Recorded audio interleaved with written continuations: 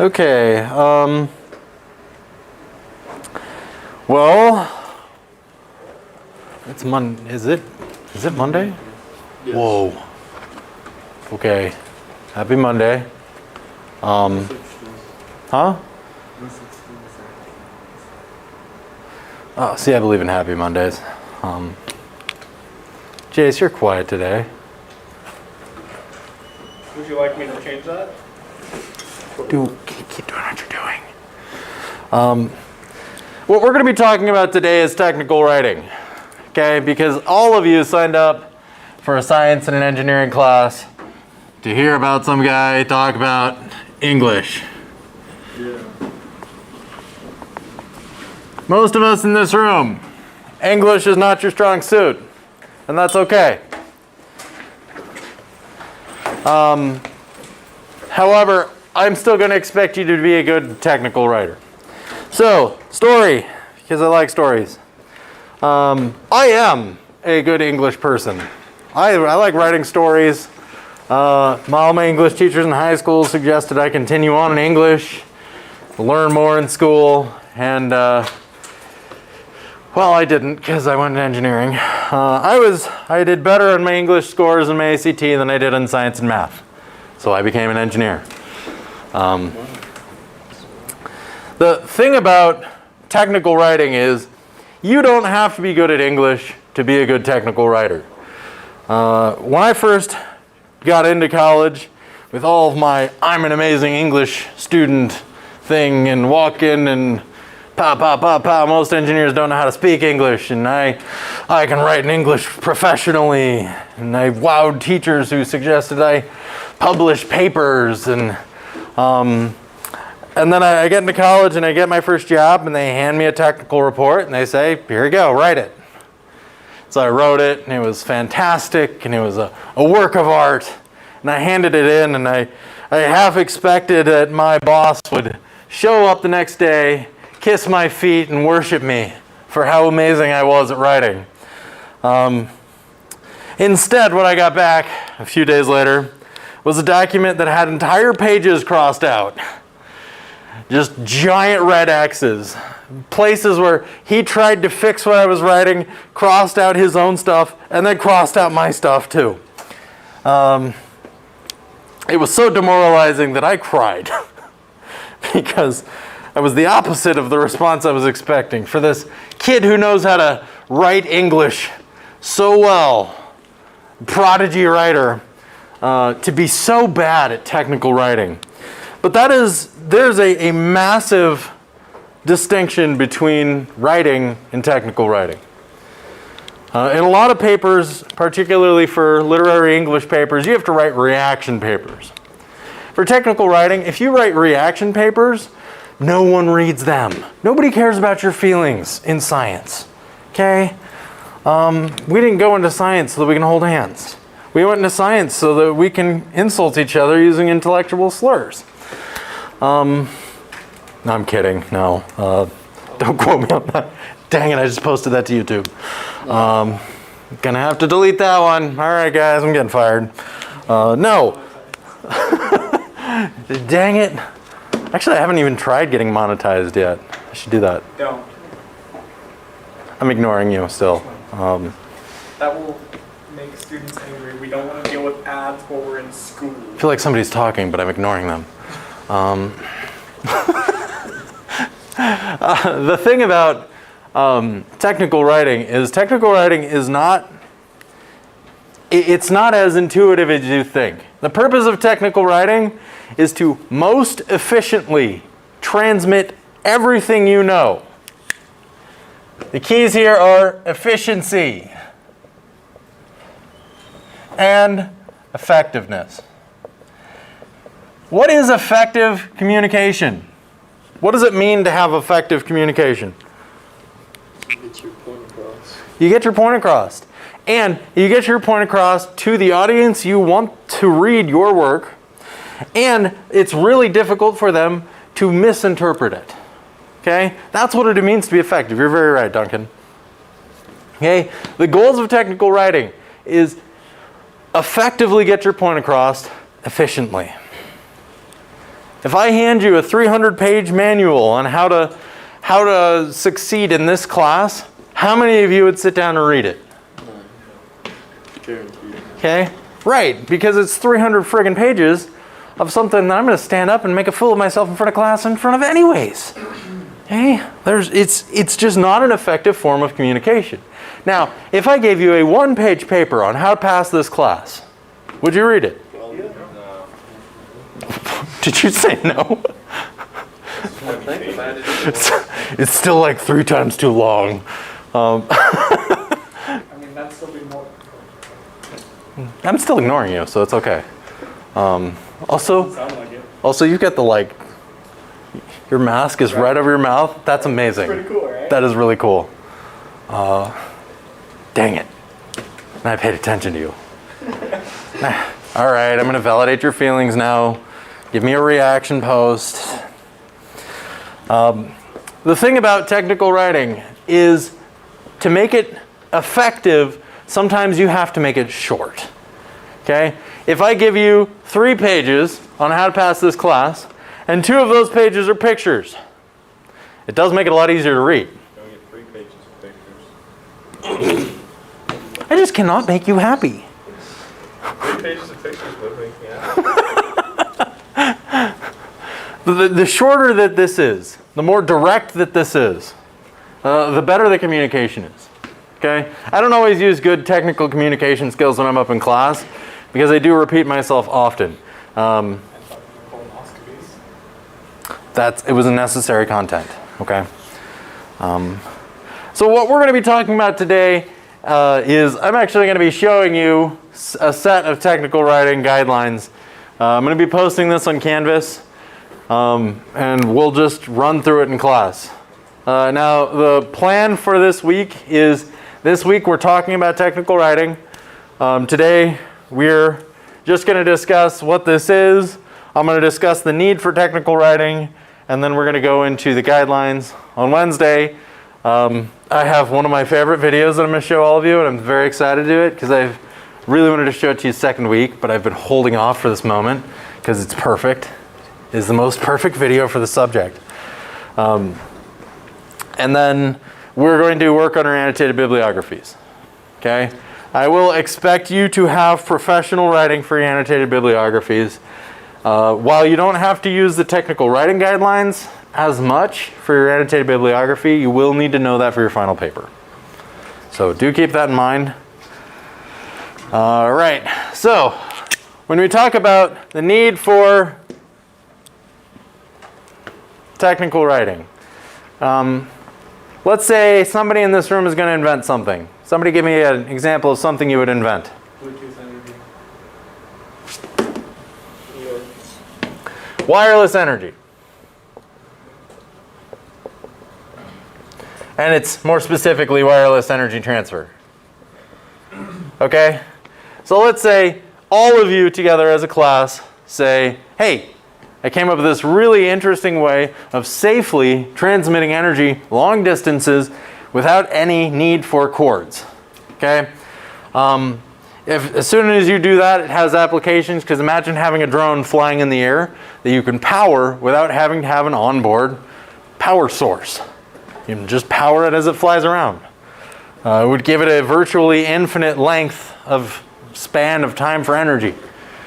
It's extraordinary. Now, figuring out a way to do it safely, that's the hard part. But most forces I can think of would actually kill you if you got... Nothing is in between the 2 things. Right. But then you could use a lot of different things. It's just like high-power laser. You basically just shoot electrons. Yes, and then as long as nothing ever gets between you and whatever you're shooting it at. But hey, we're living in a hypothetical world here, okay? So as a class, you all develop this, design the first system, prove that it's operational, develop a prototype, come up with a full-scale model, develop the product, and you're using it now, okay? We now have a flying gyrocopter, a flying car that's entirely electrically powered that does not require any kind of onboard power storage, okay? It's fantastic, amazing, revolutionary. Okay, so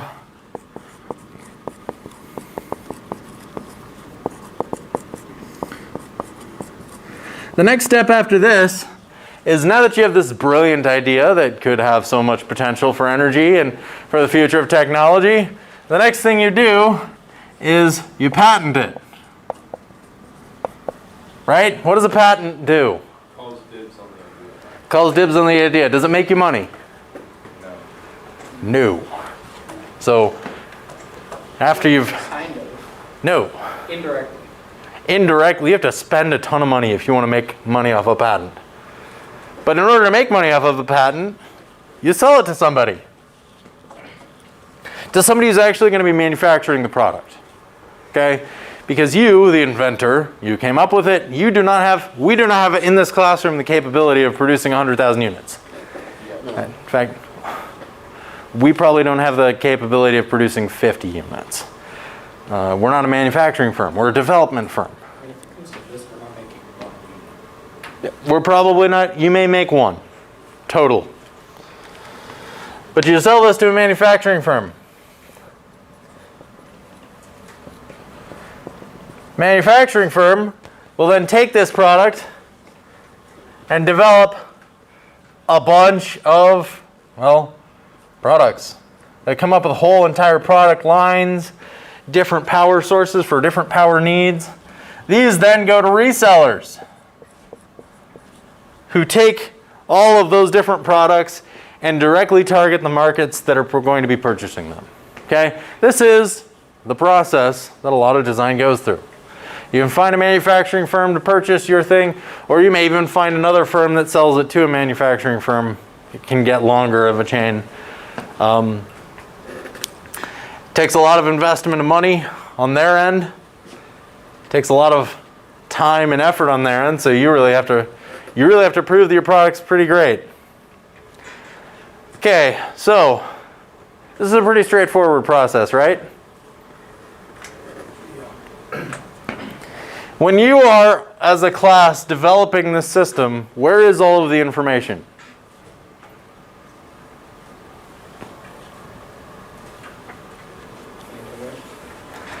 You can get information off the interwebs, but where is the information for your design? In my head. It's in your head. Okay? Or written. You can write pieces of it down, sure. In fact, you should. You should have a lab notebook or something to detail some of your models. Everybody will have bits and pieces on their computers. When it comes to put all this together and pull together a patent, this is where now you have to suddenly come together and say, what pieces of this are innovative? What pieces of this are brand new? Can we patent these individual pieces to get money off of them? Okay? This involves a whole lot of technical writing. Patent process is very thorough, very direct, very standardized. Pretty much every patent you will ever read looks very much the same, and there's a reason for that. It has to be standardized. Okay? And that standardization is technical writing. There's a very specific process they want out of that. There are guidelines that the U.S. Patent and Trademark Office have for how to write patents. Most of the time this is done by a lawyer. But I can promise you, now you're going to a lawyer to help draft up a patent for this. I can promise you that lawyer does not have any idea what your thing is. He's not going to walk into the room and be like, Jeremy, knowledge, and then walk out and write the patent for you. You're going to have to talk to your lawyer to come up with what the patent is. Okay, so, what? There are people who self-do patents. It happens. But then you still have to do the process of the technical writing yourself. So it doesn't devoid the technical communication. Something that will do the writing for me and then build it. If you patent something like that, that'll patent things for you, that'd be amazing. You can make a lot of money doing that. However, it doesn't exist. Yet. Okay, so this process of getting information to the patent involves picking your brain. You have to dump a lot of information from your head. Now, you hand the patent to the manufacturing firm. They're not going to have any idea what material choices you picked. They're not going to know what distributors you purchase parts from. They're not going to have any idea how to build this. Patents don't tell you how to build things. Okay? Nobody gets the patent for, I went to IKEA and I got the patent for a lazy boy chair. You don't take the patent for a lazy boy and then try to build off of it. There's a reason for that. There's no instructions. It may show you all the parts. It won't show you all the parts. How's that? The patent is not intended to show every single piece of the design. Its intention is to claim the knowledge. So this doesn't really tell a lot of information to them, so you have to do a separate set of technical writing that involves, now you have to talk about installation, how to put it into things, how to get usable power out of it, manufacturing, what kind of environment is necessary, what kind of materials do you use, where do you purchase those materials from, are there any specifications on what those materials have to be. You talk about, beyond manufacturing, usage, how, when you turn on this device, are there any problems associated with it? Are you allowed to step in between the beams? You have a hazard plan in case, something bad were to happen. You have to hand that information off. You have to tell them. Otherwise, they're going to assume you have no idea what you're doing or how dangerous your products are. Okay? You're probably going to have to provide some information on potential markets. Manufacturing firm is spending a lot of money not only to buy your patent, but then to turn around and invest their money in reconfiguring their manufacturing warehouse, putting money into hiring new people that are going to be working on this product. They're going to be spending money on redeveloping the technology that you just created and then making it more effective, more efficient, more compact, more energy efficient, turn it into an actual product. They're going to be spending a ton of money on this. They are going to want to know as much information from you as possible. They're going to pick your brain dry. Okay? So you have to send all of this information to them, and if they can't understand it, they're not going to buy your idea. They will intently study your patent at that point, find a way to subvert it because you did the patent process yourself, and steal your idea. Okay? But if you do this communication right, they purchase your idea, moves forward. Products now comes with owner's manuals. This may come with troubleshooting manuals. How to handle when something goes wrong and when you call up their agency and say, hey, this started on fire, what do I do? just use the fire extinguisher. Hey, I turned it on, but it didn't have a green blinky light. Just use the fire extinguisher. It's not a solution. Maybe I'll try it. Yeah, you didn't try it. You can't knock that solution until you try it. As this moves forward then, this product has to be sent to the reseller, who then has to understand information on performance. Okay, they're going to have to take the information you gave and do additional usage.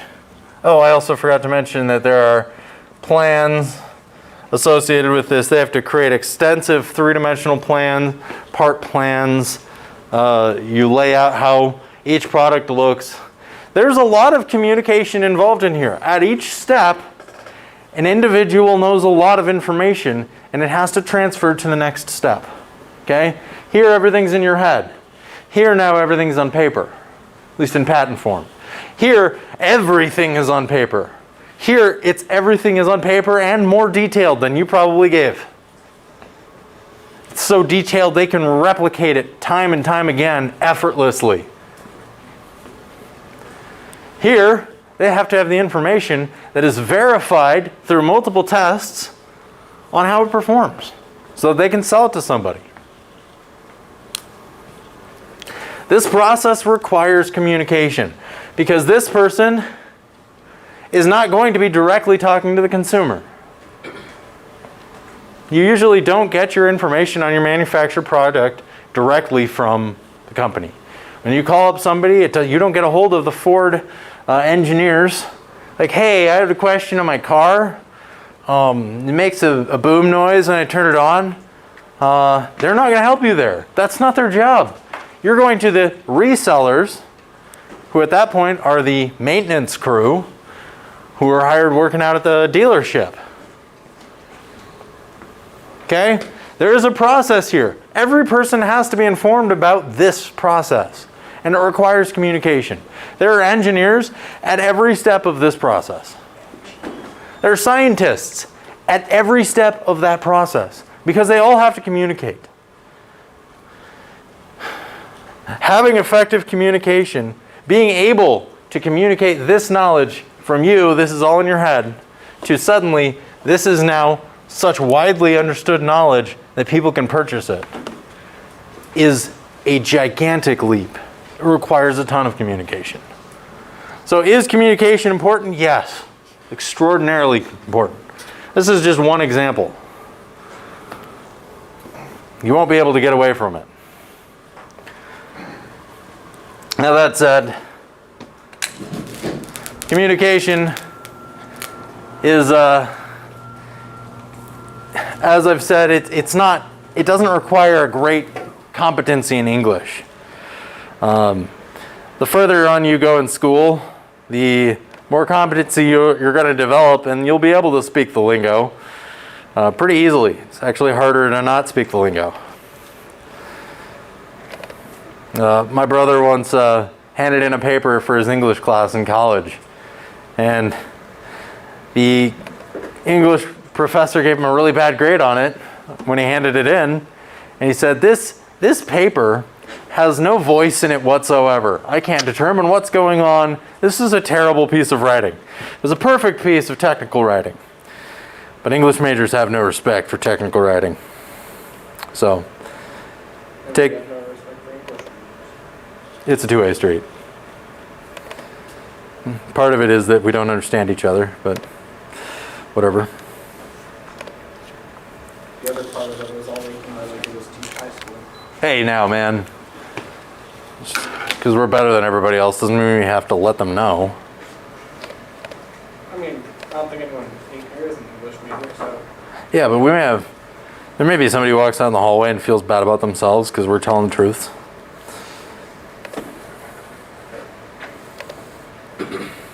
Well, we're working on technical writing today, not reaction writing. That's true. It's true. Paper about their feelings. Yes. Oh, that's awful. Oh man, I have to go get my connector to hook it up to the big screen. I'll be right back. Yes.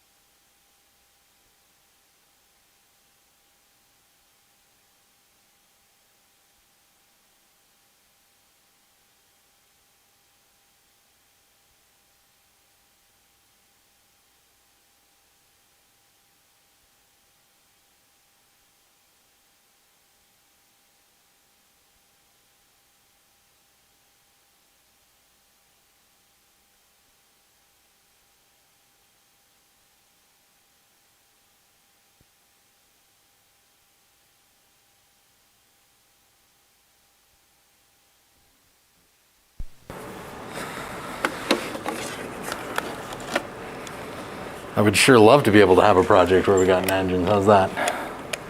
Particularly since engines are, well, when you find an engine that's been sitting on the side of the road for like 3 years, apparently they're pretty cheap.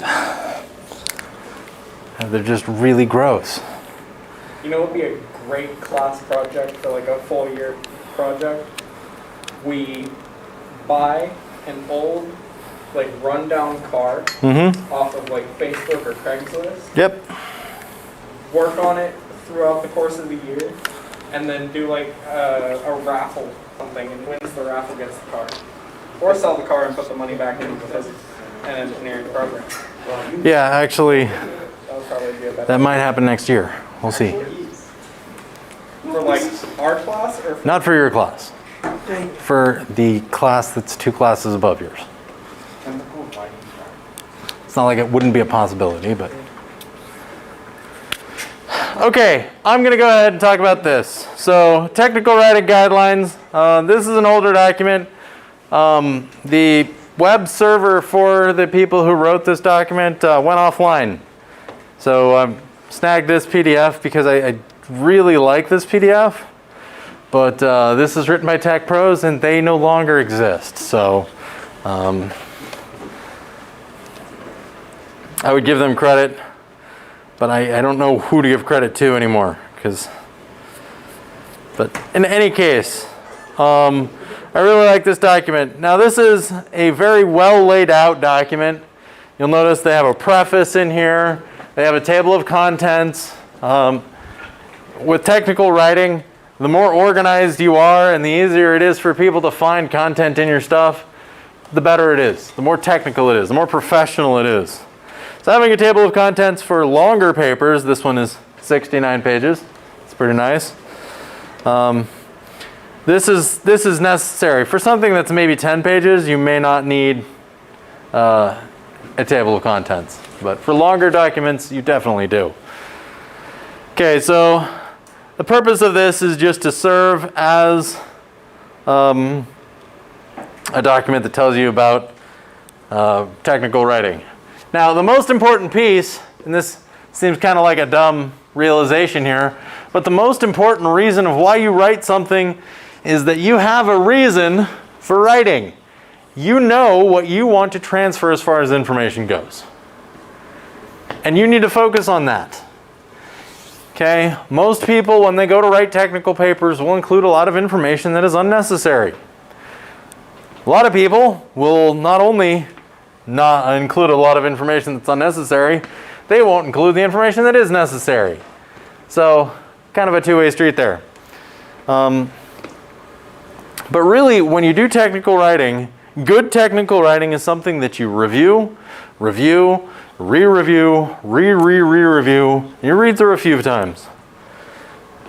A very, very good technical writer may only have to go through 3 drafts of a document. So there's good news for you. A good person. A bad technical writer or somebody who's just learning to do technical writing, you may need to go through 15 revisions on a paper before it's even ready to present to somebody. I hope you never have to do that, but it takes a lot of revisions. This is an iterative process, okay? Problem solving is iterative. This is iterative. This is something where you throw out something, it doesn't correctly solve your problem. You bring it back, you fix all the issues, you send it out again. Okay? All right. Now, when you go to write a document, you want to know who you're writing for. If you're writing a paper for me, you have every ability to use as big words as you want. Because more than likely, I taught you whatever big words you're trying to use on me. And those make sense to me. Sometimes. Although I teach you words I don't know sometimes too. I just fake like I know it. You got to know who you're writing for. If you're writing for a preschooler, you don't use big words at all. You have to put things in terms they can understand. You have to format the structure of the paper so that they can understand it. Everything. If you are writing for a fellow engineer, you have to assume some competency. Let's say Damien is working in, and he develops a brand new kind of wind generator. Okay, I used that example this morning. And Damien found a wind generator that doesn't require the use of turbine blades, which can be dangerous for birds. Birds can't see the turbine blades. Sometimes we'll get caught in them or sucked into them. That's a different story. Well, let's say he comes up with a wind turbine that doesn't use blades. Not having to use blades means you may be able to make it a lot smaller, which means you could make wind turbines cheaper, more affordable, more cost-effective, that kind of a thing. So if Damien comes up with this and he wants to present it to the scientific community and tell everybody about how awesome this invention is that he came up with, chances are there are very few people who understand exactly what he says. Because he's the innovator in the field, stepping up, making a brand new piece of technology. Okay? At that point, you do have to be a little bit vague. You have to be a little bit high level. You kind of have to spoon feed people because they don't all know what you're talking about because you came up with something brand new. Most of the time, though, when you talk to somebody, there are people in your field who understand what you're saying. Okay? There are thousands of people worldwide who devote their lives to doing the most menial tasks, studying plastics, studying heat transfer, studying fluid flow, studying how gasoline flows into engines. Okay? There are people who can understand what you're saying. But there are also a lot of people who don't. Depending on which group you're talking to, who is it that you're writing a paper for, that is going to dictate what you do. Okay? It dictates your sentence structure, it dictates your word choice, it dictates the kind of pictures you can use. If you have to explain what a concept is, and you do it in a picture, that's awesome. But if you're explaining it to somebody who already understands the concept, the picture is unnecessary. I don't need to include in my course notes a picture of a dog with a giant word that says dog and an arrow. That's unnecessary for you as the audience because all of you know that. However, if you were all learning English, that may be necessary because then you're learning the word dog. Okay, but none of you are learning English, hopefully.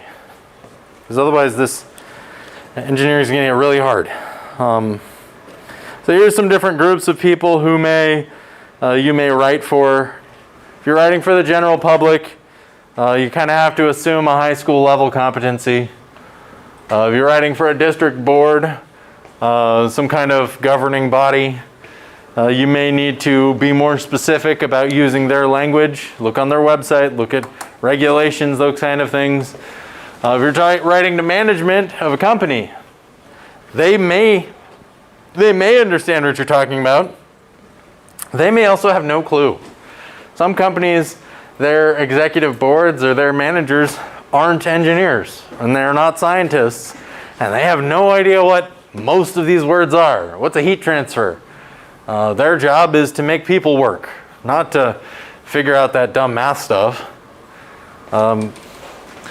Okay, you're writing to a project team. These are a team of your peers. They better darn well know pretty much everything you're talking about. When you communicate with them, you can feel free to be as specific and as precise as necessary. Maintenance and operations teams. These are people who are basically technicians who are going to be working on building, operating, controlling, fixing, or bringing to end of life a lot of your designs or anything that you're working with. You may also be dealing with a regulatory agency, such as the APA. You may have to contact them, in which case, then you're going to need to understand all of their lingo. Otherwise, you'll have no idea what they're saying to you. Okay, after you've figured out your audience, you got to figure out how much detail you're going to include. Okay, what you're planning on doing and who your audience is going to dictate your level of detail. The audience for a patent is usually legal teams. You're not writing for fellow scientists or engineers. You're writing for legal teams. Which is why that information is not useful for fellow scientists or engineers as much. It's a different audience. And the level of detail is necessary for the legal team, not for your average scientist or engineer. Okay?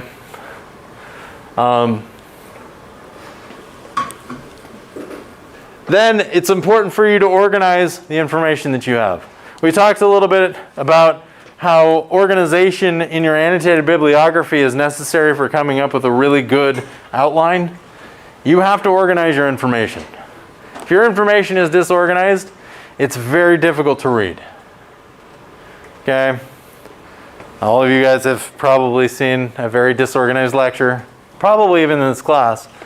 And it may be hard to gather information from that lecture if there's no structure to it, if there's no transitions, if there's no direction. You have no idea what it's doing or what the purpose is. If it's not organized. Organization is key to good technical writing. And we're going to get into a little bit of detail about how to organize. Blah, blah, blah stuff. Skimming through this because we don't have time to read this word for word.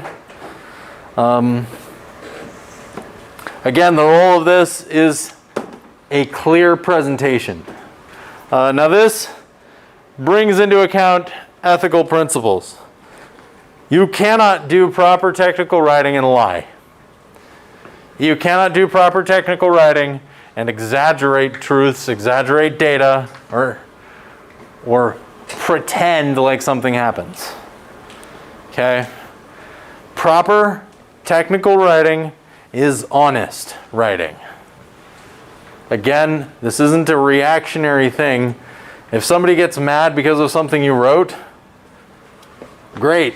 You still have facts and data to back you up. They can argue with your work. As long as you are being ethical.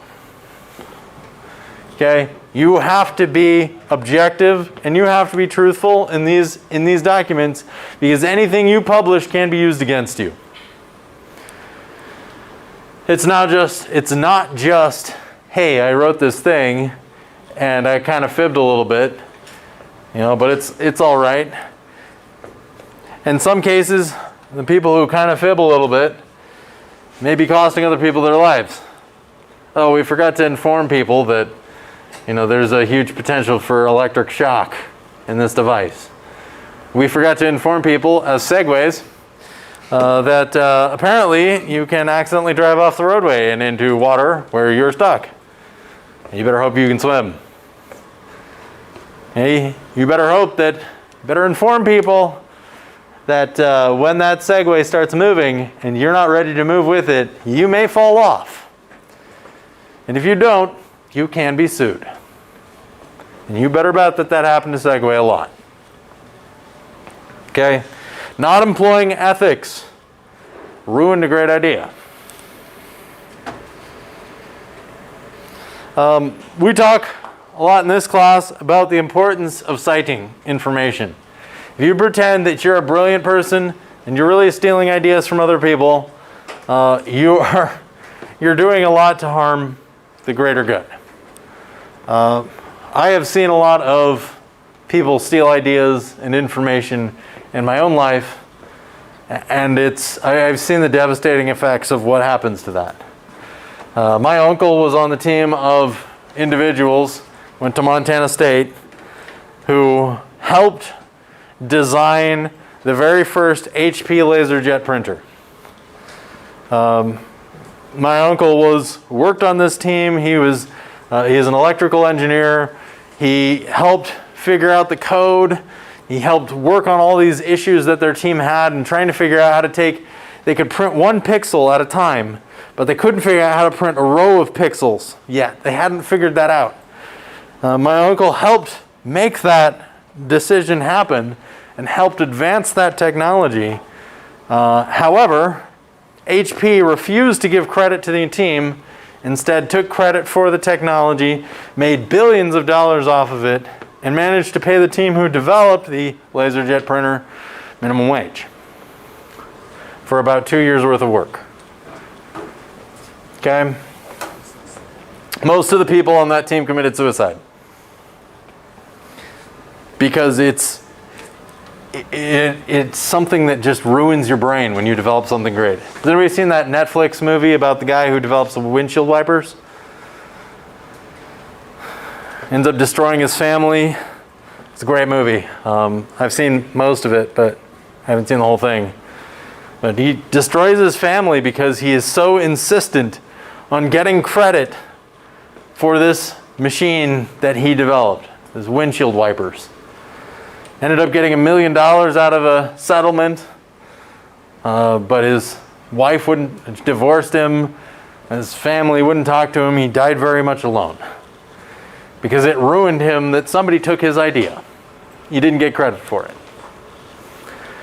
I know what it's like to have somebody take your credit when they don't deserve it. It's happened not just to my uncle, but to other people in my family as well. I know what that's like. It's not okay.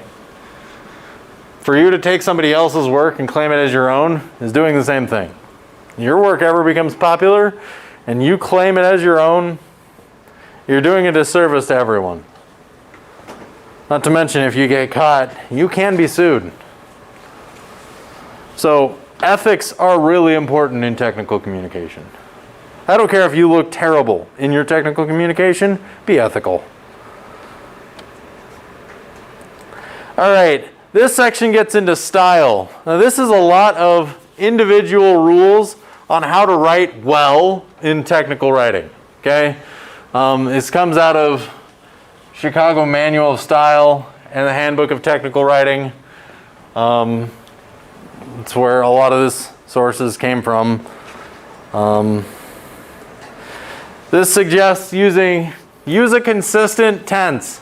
If you're going to be using a present tense, this experiment does X. Information shows, that kind of a thing. If you're going to be using the present tense, use it throughout your entire paper. If you're going to be using the past tense, which I do tend to use past tense most of the time, it's not a problem in this class, it won't be a problem for any of you who's writing here, just make sure to use the same tense. If you're suddenly jumping from information showed that researchers like hanging out at,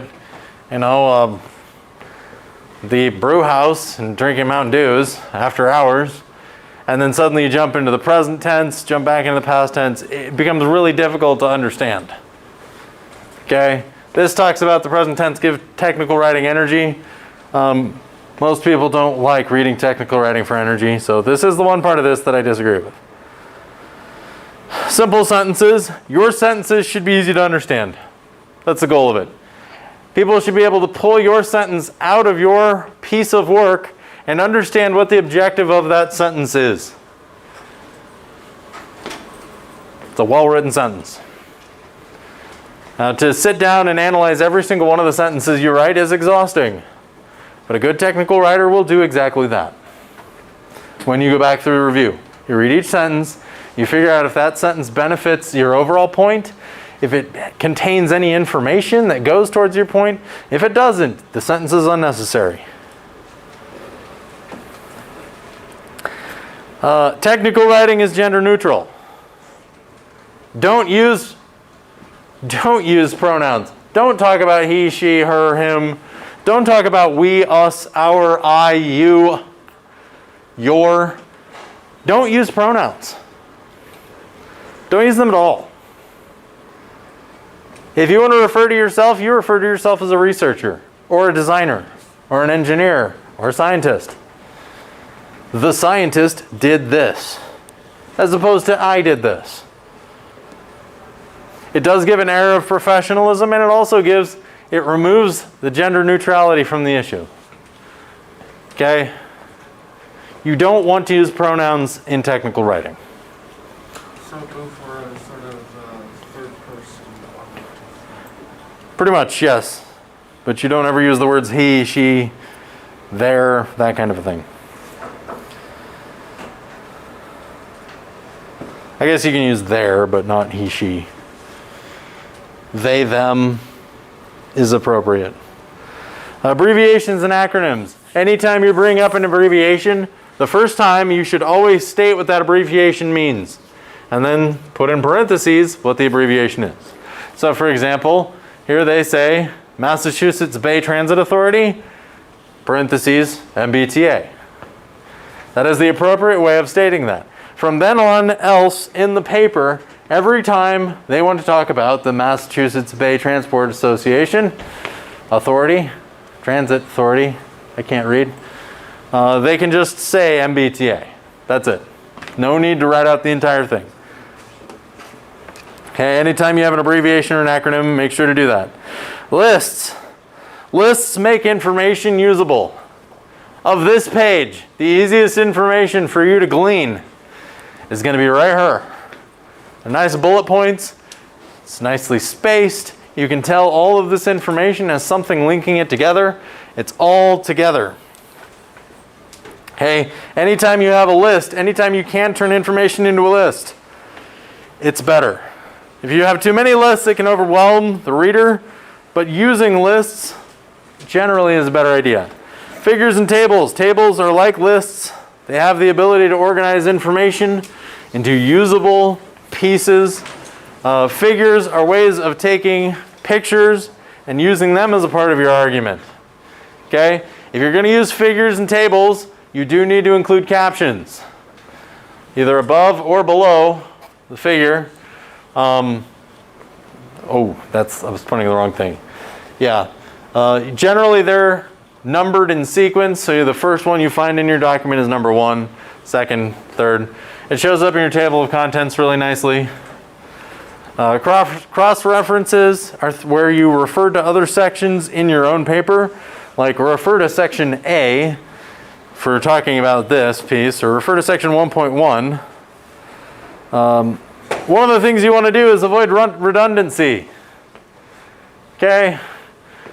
Again, if you have 2 sentences, both of them say the same thing, you don't need one of those sentences. You can simply remove it. Now getting into actual word choices. Here's a list of words you should never use.